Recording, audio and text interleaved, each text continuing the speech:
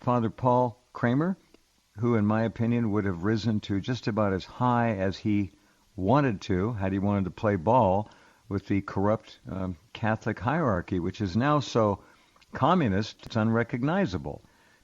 1.3 billion people are being maneuvered into the new global religion. We'll see how many actually make the transition. Hello, Father Kramer. Welcome back. Oh, it's great to be back. Circumstances are becoming more and more toxic in the Vatican, unfortunately. Toxic is the right word, as in terminally toxic. This is bad. The Church of Rome, real Catholicism, real Christianity, is being battered into, well, I won't say submission yet, because there are still people like you out there fighting for it, but it's not good out there. It's not good at all. The big story that seems to be capturing headlines is about Archbishop Viganò, as you pronounce it, and his allegedly being called to the Vatican to be ousted, or something similar. Archbishop Viganò is being accused of being schismatic, which is to say that he has separated himself from the Catholic Church. And this is worse than a bad joke, I have to say, because I've written 2 volumes where I've gone deeply into it, very systematically, showing that Bergoglio and those people surrounding him in the Vatican have already separated themselves from Catholicism in a very visible manner. They have created a new church. It is different from the Catholic Church. Bergoglio did say that his church will be a synodal church, and it will be a different church. And when he said different church, he wasn't joking, because it is a different church from the Catholic Church, because it has a different faith, a different religion, a different moral code, and everything contrary to both the Old and the New Testaments. It is not Christian. If I can use the phrase of a Pope St. Pius X, who died in 1914, he's created a new religion, which will be a global religion. It's going to be a union of religions, attempting to unite all the churches, but in fact, it will be neither Catholic, Protestant, nor Jewish. It will be something perverse, degenerate. It will be something pagan, heathen. It will be something... perversely pagan. How's that? You have Bergoglio in the Vatican, who brings in, treats as honored guests, all the perverts, all the most notorious exponents of criminality, treating them like honored guests, and priests and bishops who uphold the Catholic faith and who are leading apostolic lives. They are the ones who are being removed from office. Bergoglio has lost all credibility. It's like Al Capone shooting down at cardinals and bishops and saying that they're evil men. Yeah, I get it. But who is Bergoglio? We have to understand Bergoglio has been favorably receiving who live the so-called gay lifestyle. We in the Catholic Church would call a perverted lifestyle that promotes sodomism. These are sins against nature. Right. Sexual perversion. In the United Nations agenda, they would call it sexual diversity. But in Christianity, they say that it's sad. I'm sorry. It's so sad. You're right. Diversion. That's a good thing. Right. You're sexual diverse. Perversion. But they call it sexual diversity, as if it's it's something perfectly all right. Now, the Bergoglian Vatican, they allow priests and bishops who are attached to this lifestyle. They give them free rein, provided that they don't openly proclaim that they are living this way of life. As long as they say it's a great way to be, it's a great way to live, there's nothing wrong with it. It's perversion. And Bergoglio himself does not openly admit to being that way. But the Archbishop Viganò says that he has been informed as a young man, had been personally abused by Bergoglio himself. Now, he has not revealed the identity of the victim. Right. And this is the only allegation that has so far been public. Now, if you honestly, and I'm not one to quickly count someone out, but this guy is bad news. I think he has a career of these kinds of things behind him that are carefully covered up. I wouldn't be surprised at all. Well, I am personally not a witness to anything like this, so I have to be careful in what I say. I don't want you to say anything you don't believe in. I'm just speaking for myself. Yeah. Bergoglio has not responded by saying that the accusation is false. Instead, he is going to lower the boom on the whistleblower, and he's going to make a juridical process against Archbishop Viganò, declare him schismatic, excommunicate him, and basically send him to the ecclesiastical equivalent of a hydroelectric plant in Siberia. Got it. But when you look at it realistically, what is Viganò being expelled from? A wreckage of what the Catholic Church used to be.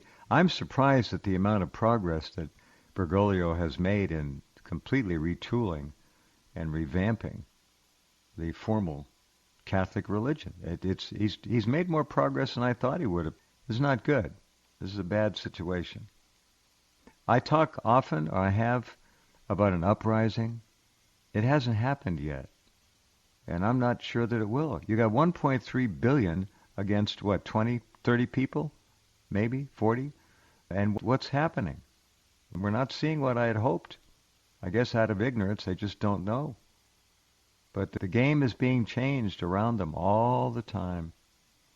Bergoglio is the leader of a vast army of degenerates who have lost their Catholic faith, who have entered the ranks of the clergy, not because they felt called by God to preach the gospel and live a priestly life, but because this life they've chosen is to give them access to hierarchical power so that they can exercise their narcissistic urge to trample on others and place themselves at a high rank.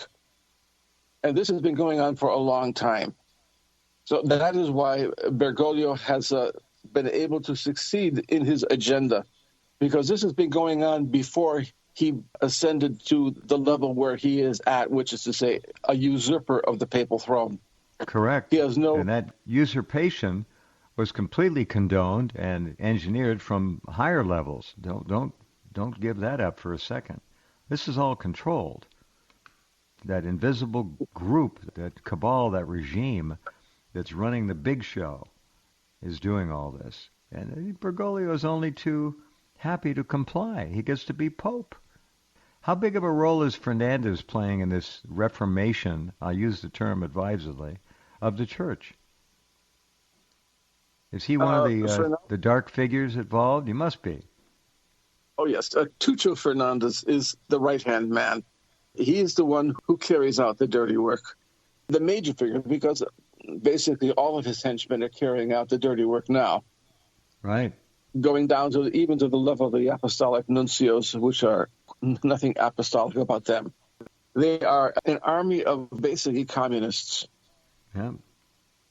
They are attacking the Catholic Church the way Stalin and Mao Zedong attacked the Catholic Church in their days. It's even worse. I remember in the Gulag archipelago of Alexander Solzhenitsyn, right. Where it was related about a Soviet trial where a man who had been accused of something like anti-Soviet agitation, anti-Soviet agitation or whatever, and the man said, "I am totally innocent," and the judge said, "No one is totally innocent except Pope Pius," meaning Pius XII. So interesting comment. Even the Soviet judge admitted there was something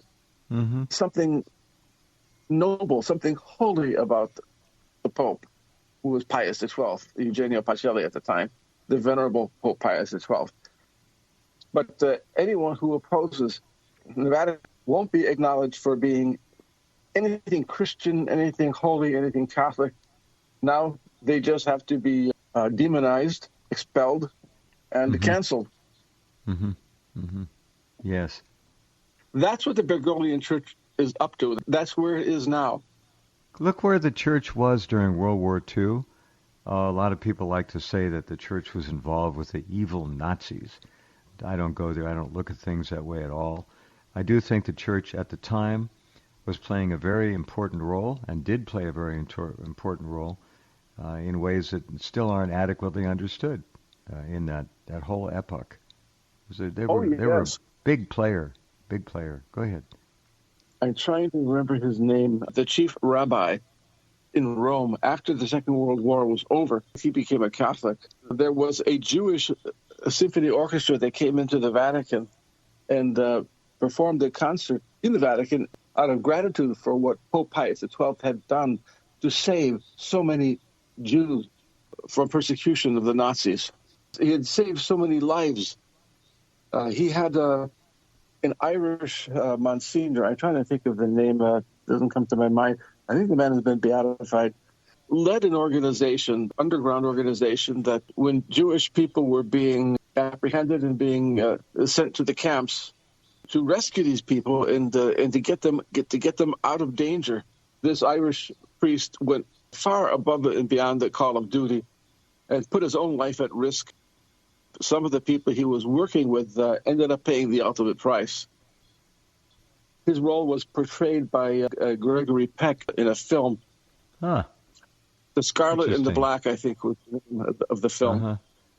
Well, I was a friend of Gregory Peck's son, who tragically took his own life. I used to work with him. Interesting. Nice young man. I had no idea they made a movie about that. Interesting. Yes, and I would have looked up the name to recall the name if I knew I was going to bring it up, but I can't remember his name. But right, he was an Irish. Let's look it up here. Chief Rabbi, right? Is that what we're looking for? Chief Rabbi? No, we're looking for the Irish priest, the Irish Monsignor, an organization for saving Jewish people from being rounded up in Italy to be sent to camps in Germany. Monsignor O'Flaherty. Yes. Monsignor Hugh O'Flaherty.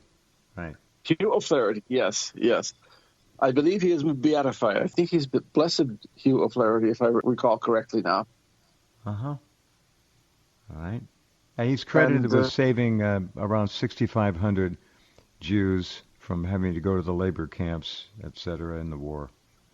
Okay. The German officer who was governing the area of Rome during the occupation of Rome during that part of the Second World War, when Germany was clearly going to lose and he feared that his family was going to be annihilated, he who had attempted to get rid of Monsignor O'Flaherty, he made one request. He said, "You saved so many people.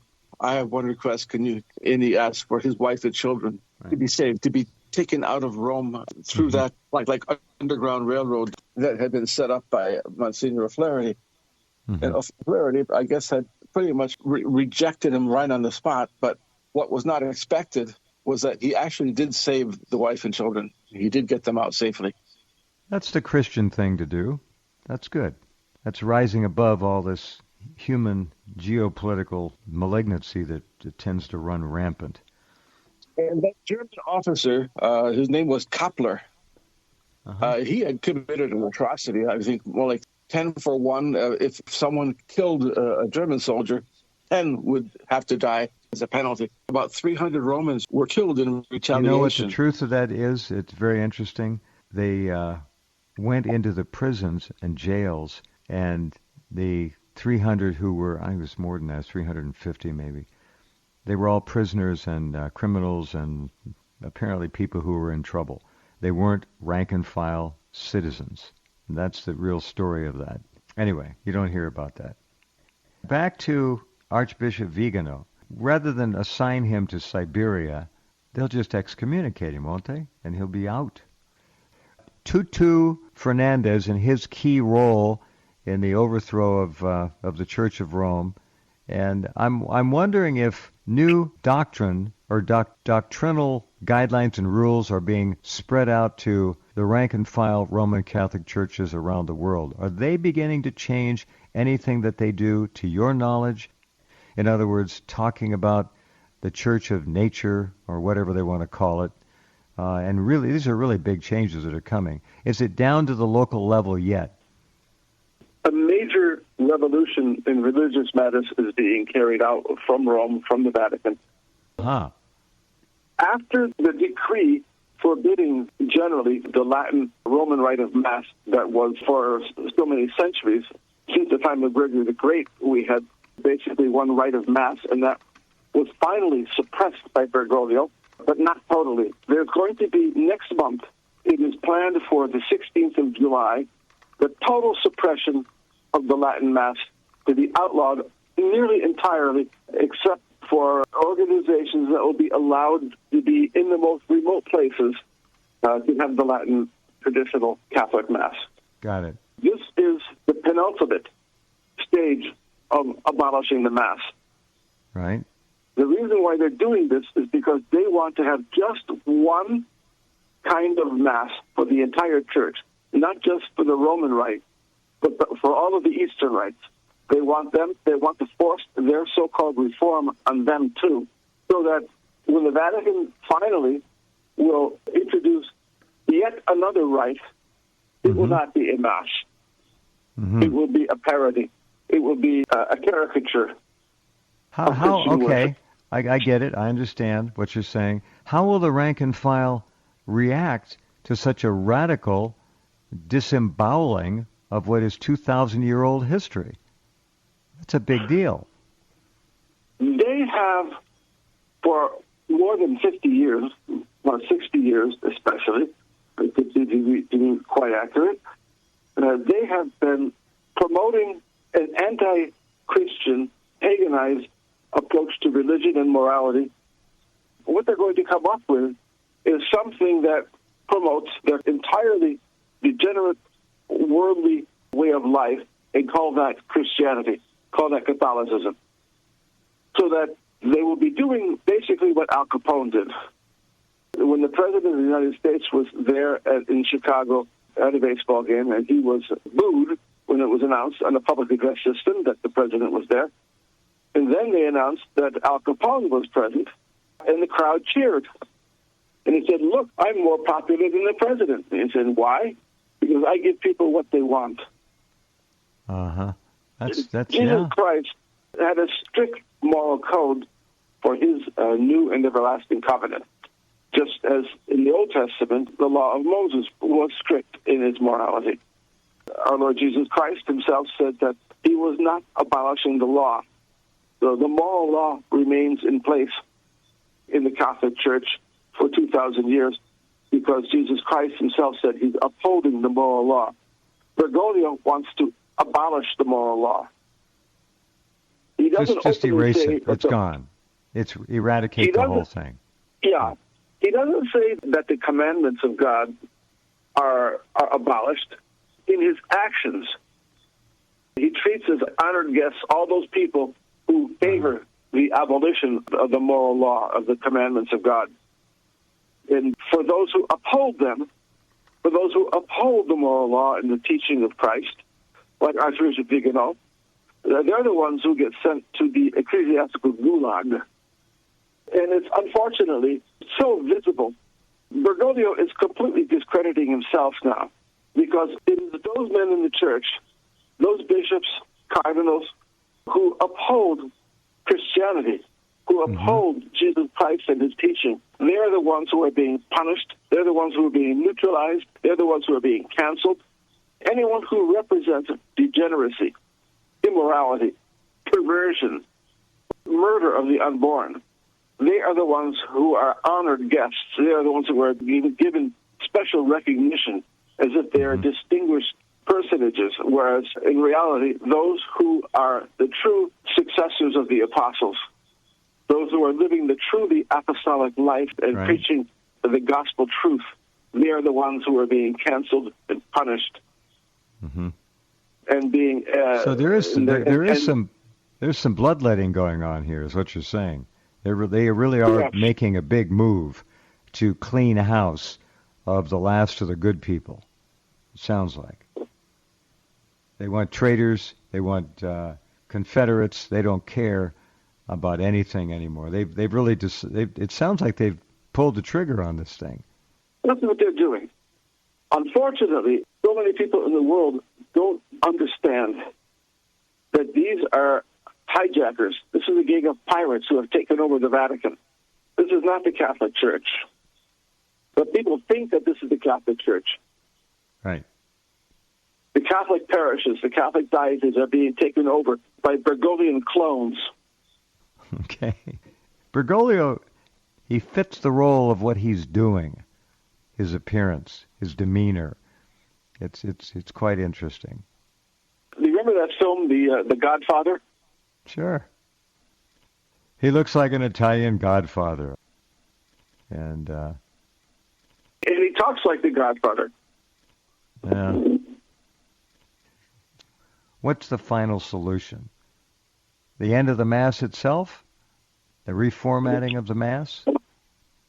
Not just yet. The total reformatting of the Mass is coming next. But first, the total suppression of the Latin Mass, the traditional Latin Mass, which is the authentic Roman rite of Mass. Uh-huh. First, that is going to be totally outlawed, and that is planned for the 16th of July next month. And then I would think when the Synod, the last major assembly of the session of the Synod, Right. is concluded in October, I think shortly after that you're going to have the total suppression of the Catholic Mass entirely. Well, And they're going to bring out a new, totally perverted rite that will be a different religion entirely than anything Catholic. It won't be Catholic, it won't be Christian, it's going to be something entirely counterfeit.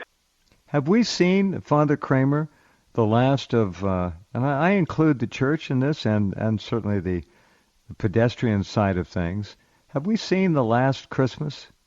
Christmas this year may be quite a bit different than it has been. It sounds like things are being changed on a wholesale basis now. They're moving forward quickly. It's hard for me to say for sure that we've seen the last Christmas in 2024, but I think 2025, for sure, we're going to be living, for those of us who survive, we'll be living in a different world. Amen. Because, like I said before, the stage is now set for a world war. How do you personally feel about that in terms of the chances for that happening? Now, I've been told by my one very well-placed source that Europe is going to be the central point for the majority of the human sacrifice in the coming war. It's going to primarily be in Europe. Europe will run with blood, more so than the U.S. If the U.S. is involved at all, I don't have that in writing or in any other way, but Europe is apparently going to really suffer. That's what it looks like. Are you seeing that over there? Yes, Europe will be the first major target. And with NATO missiles now hitting targets in Russia, this war that the media presents as a war between Russia and Ukraine, which is not that at all. It's a war between NATO, the United States and Russia, the United States, England, France, and Russia. And Russia is now being targeted. And unfortunately, what this war is doing is that rogue state with the government that has taken over Ukraine, they are annihilating, exterminating the Ukrainian nation. Correct. And this is a Zionist operation. We need to hasten to put that on the table. The Zelensky government is entirely Zionist. You know what they've done to the Eastern Orthodox. In fact, they had a monastery there. Was it a monastery? I think it was. Anyway, that's gone. Another political opposition party, these are minute little parties, has been outlawed by Zelensky. There are two countries in the world overtly run by Zionist regimes, Israel and Ukraine. And Ukraine is where the ancient Khazarian Empire was largely located, and that the Khazars, remember, were not ethnically, genetically Jewish from the times of the Bible and Christ. They adopted Judaism in the 600s as the formal official state religion. And then when the Khazarian Empire collapsed, they all took off, calling themselves Jews. They were actually light-skinned Eastern Europeans, and they went to Europe. And they've been at it ever since. So it's important to understand that if Zelensky is half the tyrant, he has already successfully overseen the death, the liquidation of at least 1 million Ukrainian men and women in the war against Russia. They're not sending Jews to the front lines, believe me. 1 million Christian dead. And this is to get rid of the opposition. It's another burnt offering, so to speak. I'm speaking for myself, not Father Kramer. But yes, Europe is apparently the primary target of what's ahead. That's what we hear. Final comment, Father Kramer. Unfortunately, it doesn't end there, because the Zelensky regime, the criminal regime, propped up by the counterfeit American President Biden and his regime, they're proposing a final desperate measure, which is to draft old men and women into the army and to slaughter them. Now, teenage girls, girls, friends, no joke. That means you're going to have the extermination of these girls and young women. That's the extermination of a nation, because the men, if they die, you have the women who can be the mothers of the next generation of the nation. But you exterminate the young women and the girls. That's the extermination of a nation. That is the total genocide. Right. That is to erase that nation and wipe them off the face of the earth. And that is what is being done. 14 million Ukrainians have already fled the Zelensky Zionist regime and the death of that country. And that's a fact. Father Kramer, thank you very much for hanging in there. We got you back on. We'll talk to you again shortly. You be safe, and we look forward to it. Okay, well, hopefully I'll still be here. I expect you to. All right. Good night, my friend. Take care. Bye now.